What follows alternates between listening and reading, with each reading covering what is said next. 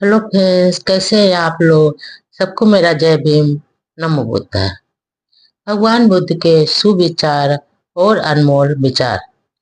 एक बार भगवान बुद्ध श्रावस्ती के अनाथ पिंडक के जेतवनाराम में विहार कर रहे थे।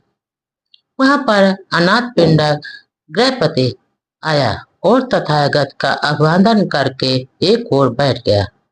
इस प्रकार बैठे हुए उसने तथागत से प्रश्न किया, आदमी को धन अर्जन करने का क्यों करना चाहिए। भगवान बुद्ध से अनाथ पिंडक ने पूछा। भगवान बुद्ध ने बताया, क्योंकि तुम पूछ रहे हो इसलिए मैं तुम्हें बताता हूँ। भगवान बुद्ध ने कहा, किसी एक आर्य श्रावक को ले लो जिसने मेहनत और लगन के साथ संपत्ति प्राप्त की है, जिसने अपने हाथों की शक्ति से पसीना बहाकर ईमानदारी से और न्याय संगत से के तरीके से धन कमाया है। वह उस धन से अपने आप को प्रसन्न बनाता है और हमेशा आनंदित रहता है। वह अपने माता पिता को सुखी देखना चाहता और आनंदित बनाना चाहता है।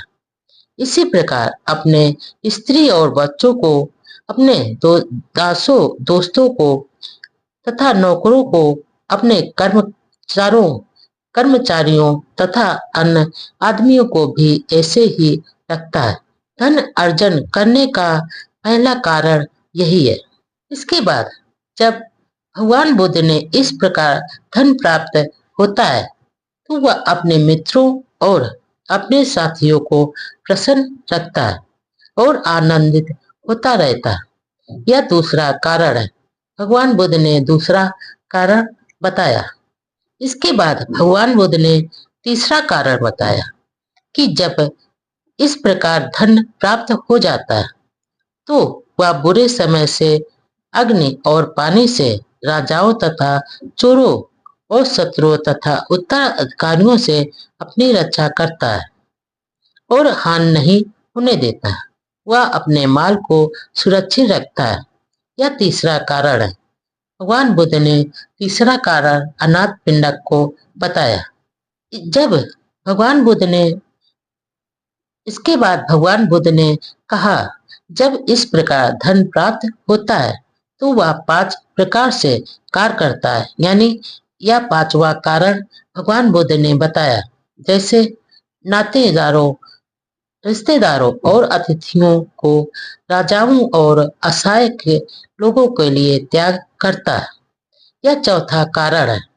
इसके बाद भगवान बुद्ध ने इस प्रकार अनाथ पिंडक को बताया कि जब इस प्रकार धन वह प्राप्त कर लेता है तो गृहपति उन सब श्रमणों तथा संत, साधु संतों, पुरुषों को दान देता है जो अहंकार और प्रमाद से दूर रहते हैं, जो सभी बातों को धैर्य पूर्वक और विनम्रता से सहन कर लेते हैं, जो संयत होते हैं, जो शांत होते हैं और श्रेष्ठ बनने में लगे रहते हैं।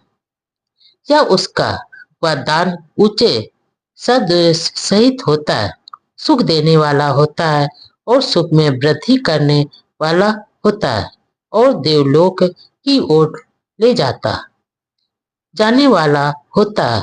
यह धन अर्जन का पांचवा कारण है।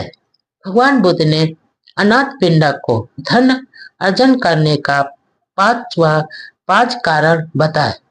इसके बाद अनाथ पिंडक ठीक प्रकार से समझ गया और भगवान बुद्ध की आज्ञा लेकर दरिद्रों की दरिद्रता दूर करने की प्रशंसा करके उन्हें सांत्वना नहीं देते। वे दरिद्रता को अच्छा बताकर उसे सुखी जीवन यापन नहीं करते हैं।